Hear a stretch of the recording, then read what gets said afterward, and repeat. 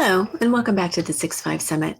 I'm Shelley Kramer, one of the founding partners of Futurum Research, and on behalf of my team at Futurum and the team at Moor Insights and Strategy, welcome. We're glad to have you.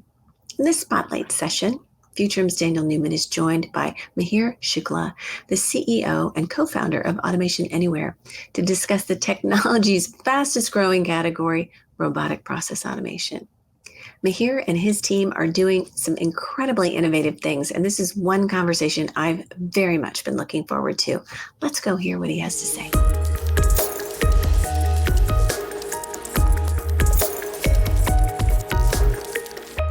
Mihir Shukla, CEO, Automation Anywhere. Welcome to the 6-5 Summit. We are so excited to have you here. Pleasure to be here, Daniel. Yeah, it's great. This is our second edition. You were a name that I had high on my list. Really wanted to have you come speak with us. The automation, RPA, intelligent automation, these are all spaces that are moving really fast. We've seen some big moves in this space this year, both from a market standpoint and everything from IPOs and announcements of companies going public to just big rollouts from some of the bigger tech companies. And Automation Anywhere, a company that has really picked up a lot of momentum, not a startup. You guys have been around a little while, but has definitely seen the wave as automation has become hot. Let's start with something kind of simple, if you don't mind. Who are your customers these days? Who is automation? You know what? I'm going to start that question over because I missed the intro. I'm going to give you a minute to intro. Mihir, first and foremost, tell everybody here at the 6-5 Summit, who is Automation Anywhere? What is? I don't know. Is it a who? Is it a what? But Tell us about the company. So Automation Anywhere is a software company focused in the category of robotic process automation and artificial intelligence. What we're most passionate about doing, Daniel, here is we look at there are about 1 billion knowledge workers in the world today. And so many of us are doing the work that is very robotic. We believe human beings should be doing work that is more creative, connecting with customers, understanding their needs, connecting dots that don't seem connected, and be more human. And not. We weren't put on this planet to type from one screen to another screen. And so we believe all of those work should be automated, and human intellect should be liberated to do more meaningful, more fulfilling work. And that is what our mission is, and that is what we do for thousands of our customers. And the end goal of this is to automate hundreds, thousands of processes that can be automated. Yeah, absolutely. And it's not common for the interviewer to pitch to the interviewee, but I bet you will appreciate the name of my most recent book. It was called Human Machine. There you go. Right. Right, the new partnership between human and machine. I mean, we have been partners in industrial age and in manufacturing, and with computers we have extended that partnership in information era. I think that this partnership will just get extended, and it will allow us to be more human at the end, which is what it is about. No, I love that. That was exactly the topic we covered, and it's what you're building. So, you mentioned your customers. I mean, who are they? Who are you working with? Who are you selling to? What are the companies investing in this technology? We have a who's who list of our customers. So if you look at top banks and financial services firms, we have 7 out of 10. We have 8 out of 10 largest telcos in the world. We have 9 out of 10 largest government agencies and federal agencies. 7 out of 10 retailers. So across virtually every industry, this is being used by thousands of customers. We have, at the last count, we have over 4,000 customers in over 90 countries. To the point I'm making is it is used across every industry and virtually every size of the customer, from the largest to the mid and small size businesses. Yeah, I mean, it makes a ton of sense. Those are some very respectable numbers, by the way. Having 70+% of several of the world's largest, in many cases, technologically advanced industries, healthcare, financials, um, even retail has been a haven for technology investment as we're seeing more competition, more disruption. So, RPA, automation, they're becoming mainstream. It's happening very quickly. I kind of jest sometimes as an analyst. About 2 years ago, RPA became very visible in my vocabulary, even though, like you said, it's been around for decades. But suddenly, as I think automation, cloud computing, ML and AI, it went from being sort of a, what we call it, like screen scraping and sort of UI automation to really being a next generation. I mean, I don't want to steal your thunder. So, what do you see? What are the forces that are driving the adoption and the visibility that has come about in the past year or two towards RPA? Daniel, what we are seeing is that customers have now understood that digital transformation is not optional. And they thought they had 5 years to do something. Now they realize they probably have 1 year or 2 years to do that. And especially post-pandemic world, that became even more clearer, right? Having the kind of the year we had last year. So as people started looking at it and say, how do I get return on my investments as fast as I can? How do I solve my pain points within few months, not 3 years later? What customers have realized is RPA and a very practical application of AI that the kind that we offer is a very immediate benefit, and it has become a foundation for all digital transformation. You cannot digitally transform without automation, without AI components that can accelerate decision making. So it has become a mainstream. It is a must-have for every organization, and combine that with the power of cloud, Daniel, is an enormous benefit. Automation and cloud are a perfect match. With cloud, you get a benefit of faster deployment, faster innovation, better security, better resiliency, and we all have become companies that has to be able to work from anywhere, right? This is a world of success from anywhere is the mantra, and so the automation delivered through clouds so that every employee, every customer, every supplier can access it no matter where they are is the is how the future is evolving without. Yeah, absolutely. And as a company too, you guys have taken a few approaches that I'd love to understand a little more. You mentioned cloud. Okay. I know, I believe it was about 18 months ago. Correct me if I'm wrong, but you announced your digital assistant for work, AARI. These seem to be two big shifts, at least, that are really kind of the foundation automation anywhere is differentiating and competing upon, because there are a number of companies playing in kind of legacy RPA. Um, and I've said since the beginning, AI and cloud are ultimately where this business has to go to stay relevant, because there's so much you can do programmatic using programming and code in cloud to do some of the automation that was RPA. And you guys seem to have gone in that direction. Can you talk just a little bit about that? Happy to. I think what we observed was we offered our customers both solutions, on-premise and cloud, about roughly 2 years ago. And what we noticed was customers were overwhelmingly picking the cloud option. So it's not about our choice; it is about what customers are choosing. And what we noticed was 70% of our customers were choosing cloud. And that accelerated to a level where the last year, we almost in last 12 months, we saw about 700% increase in our cloud adoption. Just phenomenal growth. What it allows me to, if you allow me to project that for next few years, I would say if this trend continues, I would go as far as saying on-prem RPA is dead in few years down the road. And it shouldn't be surprising. If you look at all other industries, take example of CRM world.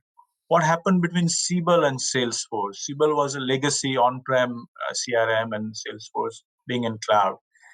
I think it is reasonable for us to expect that the cloud is the future, and legacy RPA would eventually die. Yeah, I think that makes a lot of sense. Now, you also discussed a little bit about the pandemic, indirectly mentioned about companies having 5 years or 10 years that they believed was their horizon to fully adopt new technology, adopt AI, implement automation, move workloads to the cloud. We saw during the COVID-19 pandemic that it was absolutely a have and have not situation. Digital haves were almost instantaneously at an advantage. Companies that were at least culturally aware and able to change quickly and pivot were able to survive, and in some cases over the course of the year really turn profitable and successful again. And companies that have been sort of reticent were the first companies to become victims of the pandemic, barring industries that had absolutely no control. Right, there were a few industries that could have been as technically involved as possible, and you couldn't get the cruise ships running when you weren't allowed to be on a cruise ship. So there were certain things that we will admit, but as a whole, I think we'll all admit we're in like the late innings. You can use a number of analogies: fourth quarter, late innings. We're in the winter season of the pandemic. It looks like, with the exception of a few hot spots, we are going to be turning a corner, getting back to, I wouldn't say normal, because work probably won't be normal. But you've been talking to customers. You had a sort of a ramp of up to the pandemic, then you had the pandemic onset, and then you had the throughout period. Now that you're coming out of the pandemic, are your conversations with customers changing? Are they accelerating? Is this becoming more important? What are you seeing as it relates to your business? I think there are 3 or 4 topics that keep coming back among all of our customers. The first is they acknowledge nobody is certain how the future of work will be.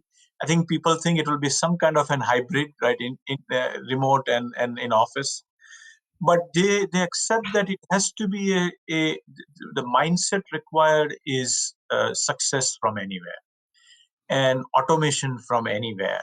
Everything has to happen anywhere, regardless of where the workplace is. So that is built into their new mindset of how they are thinking in, and naturally, cloud fits it into very very well from the access from anywhere. So that is a key component.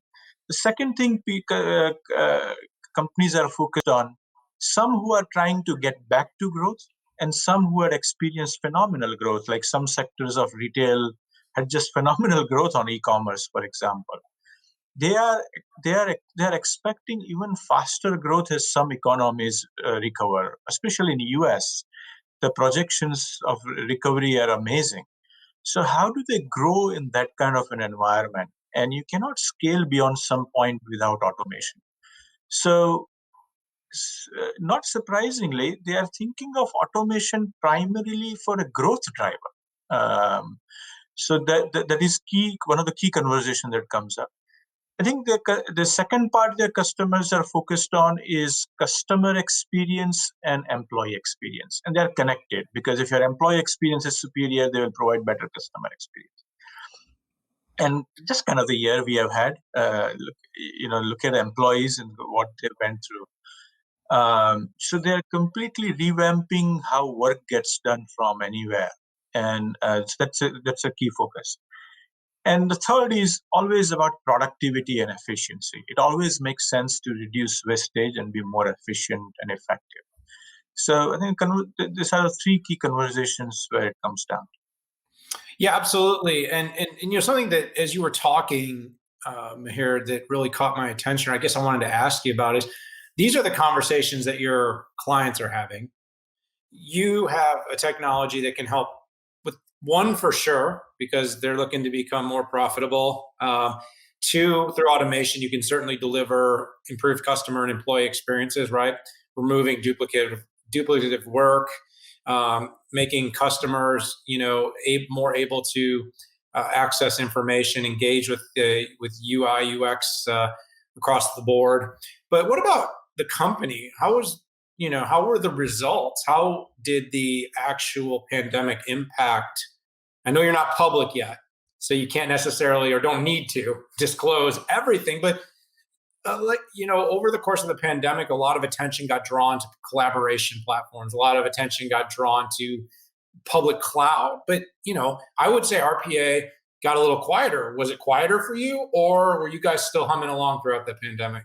On the contrary, I think the demand for digital transformation accelerated, and we had high double-digit growth during pandemic year. And in some areas, like the cloud adoption I mentioned, we saw more than 700% growth. There's one, I'll just point out a couple of examples. One of our solution allowed customers to process unstructured documents, invoices and claims and mortgage applications. And it with a power of artificial intelligence, it could make sense out of all the documents and allows you to make decisions fast. Now, if you think about this pre-pandemic, Daniel, you you had a choice to move paper between offices. It wasn't elegant, but it worked. You could move set of papers. During pandemic, what are you going to do? Ship papers to people, employees' home? So there wasn't even a choice. So in some areas, the workloads we have never experienced before. And I don't think anybody is going back to the old way of doing it now. They realize how antiquated some of our methods were. So a year of a phenomenal growth, and we expect it to continue. Yeah, absolutely. And I think that's, impressive. I saw some, notes and, let me know if any of this can't be shared, but I had some pre-notes and a couple of things caught my attention. You said banking and financial grew over 1,000%, oil and gas over 800%, tech, your business grew, the adoption of your automation, your big 360 platform over 1,200%. And you've now got customers in 90 countries. I'm not touting that for you, but I'm saying as an analyst, I like impressive numbers, and those are impressive numbers. And it certainly makes a strong case that while, like I said, the automation topic may have been less front and center as we all talked about, more video conferencing and remote meetings and, SaaS, the demand for these technologies actually were instrumental in the company's sustainability and resilience that companies were looking to build. And we are a fully remote company, and yes, paper does not move from office to office, and it does not ship. And actually, when I have to ship paper, it's an extraordinarily difficult and heavy lift. Usually requires me driving to a FedEx store somewhere, and it's not something I would wish on anybody. It's just not the world we live in. It's a digital world. When people wet ink, are you kidding me? You need to wet ink sign that and send it? Oh my gosh. All I can think to myself is, wow, what an antiquated industry you must be in if that's something you're still requiring. Anyhow, I digress. I got time for about one more question. It's been great talking to you, Mihir. Thanks so much for spending some time with us here. You guys are really accelerating your cloud journey. And one of the ways you were doing that was yourself and Thomas Kurian, CEO of Google Cloud, recently came out and announced a new partnership. This was a big deal. It was a big moment. Of course, I know Automation Anywhere partners with multiple clouds.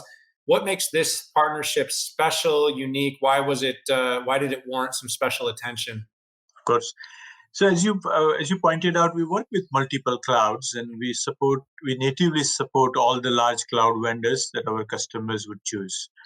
But what is special about our partnership with Google Cloud is it's a multi-dimensional partnership and a very deep partnership. Not only with this partnership, Automation Anywhere natively works on a Google Cloud, so, offering seamless experience to Google customers. But we are doing a couple more things. We are deeply integrating Automation Anywhere with some of the Google technologies, Google AI, ML, APG, and other Google platforms, so that customer get a seamless experience. And the third thing we are doing with Google is to create industry-specific solutions in specific in specific verticals. And we believe that is a key to getting AI and RPA accessible to millions of end users. that is how we'll be able to create impact that this technology can truly deliver. And so that is I think with those developments, this category and what we have to offer and the value that we'll deliver to our customers will reach a new level altogether. So excited about that partnership. Absolutely. And congratulations on the announcement. Been watching and following the Google Cloud developments very closely. And this, of course, will add to both of your companies' abilities to go to market. I'm also very interested in continuing to watch the story of Automation Anywhere. I think there's possibly a very big inflection point coming up for the company. Just my speculation. Won't say anything about yours because you don't have to, and maybe you can't. But Mihir Shukla, it's been a fascinating time speaking with you. Really appreciate you joining us here at the 2021 edition of the 6.5 Summit, and I hope we can count on having you back next year. Would love to. It's always a pleasure to talk to you, Daniel. Thank you. Absolutely. So for everyone out there, day 5 of the 6.5 Summit 2021, you've heard from now more than 40 tremendous thinkers across the tech industry. We hope you take the time, listen to all the sessions, but of course, every session is available on demand, very searchable. Go check out the ones that are most interesting to you. Thanks again for tuning in. We'll see you later. Bye-bye.